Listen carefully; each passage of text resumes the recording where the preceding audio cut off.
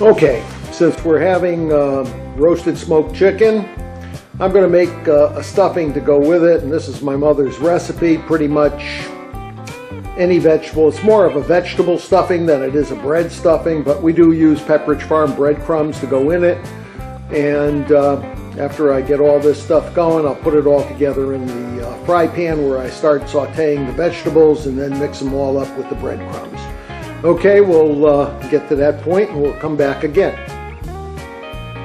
Okay, I'm going to get the frying pan ready, and I've added to the frying pan about a half a stick of butter to melt in, with about another 1/8 of a cup, or less than 1/8 of a cup of olive oil. This is one bouillon cube because I'm going to be adding water later to bring moisture to this, so instead of having chicken broth available, the bouillon cube acts as it. A nice touch. We like a lot of garlic. I always get jars of minced garlic to go with this. It's a lot easier than chopping away all the time. And as you see, I'm not holding back on the garlic. I'm going to let all this go and start sauteing up. When I know that's sauteing, then I'm going to go and add all the vegetables, which I have in this container right over here, and I'm going to pop that in and reduce them down. Okay, that's the first step here. All right, whoops, got to bounce on that one.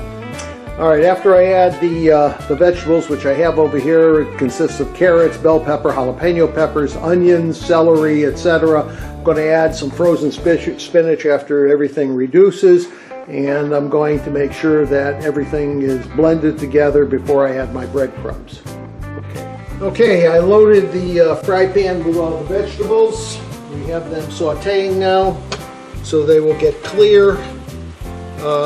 Again, you can put in whatever vegetables you want.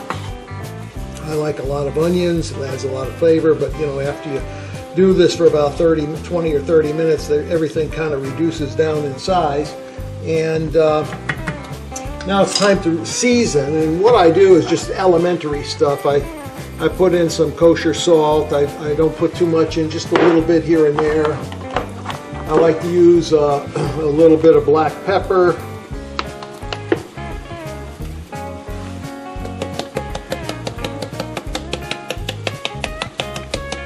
Black pepper I don't mind overusing because it's just it doesn't chase my wife away. It's okay. I like to put in, I even throw in some of the sweet loose. It's not bad stuff, even just for vegetables. Throw that in. A touch of the heat with the hot wang. That's always good. Not too much, because again, I don't want to chase my wife away or anybody else that likes to snack on this stuff. And it's got garlic in it already. I think it's good enough for now. Oh, my favorite spice I use just about in everything. This is Italian seasoning. This I just load up on. I really enjoy this. It's my heritage, so it just gives me what I need to have for good flavor.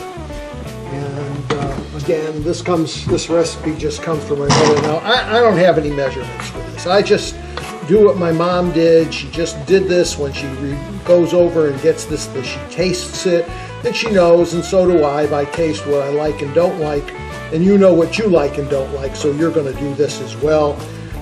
No measurements, just get these things going so they're been reduced down, they're nice and clear, and they've got the spice on them. And you'll probably need to re-season this because there's a lot of stuff in here.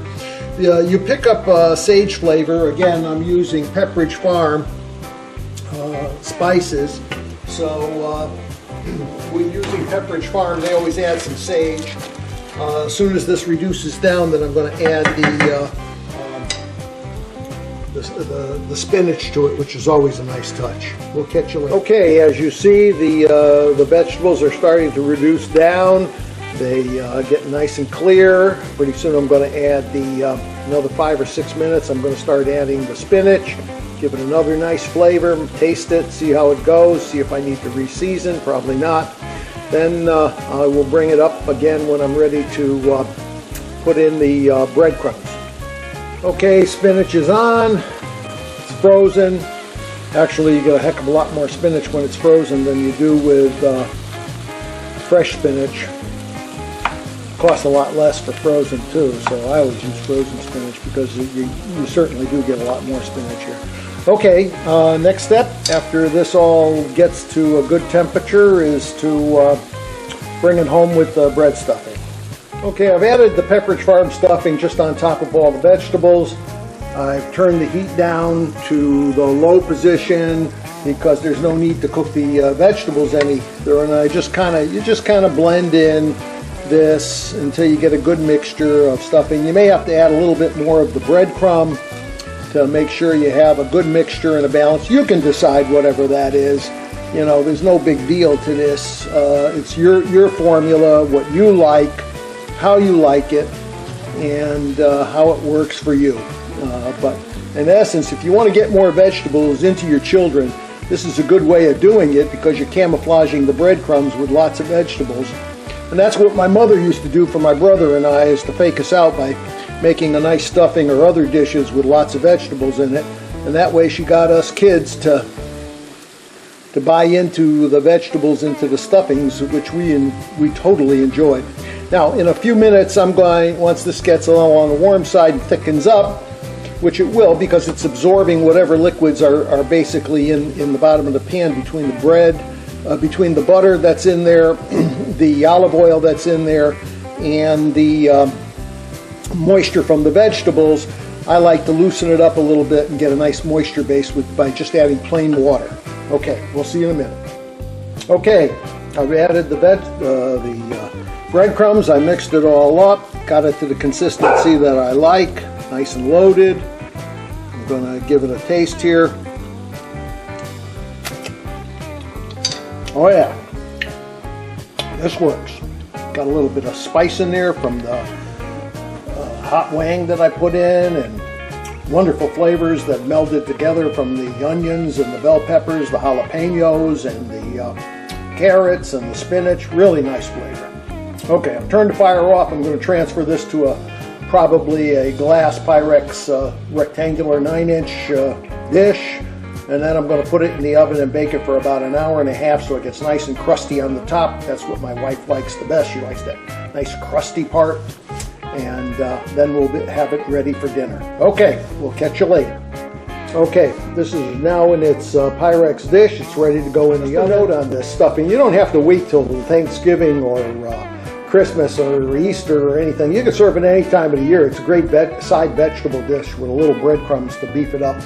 And if you like, you can sprinkle on Parmesan cheese just before it's ready to come out, or mozzarella cheese. It adds a little zip and kicks it up a notch. All right.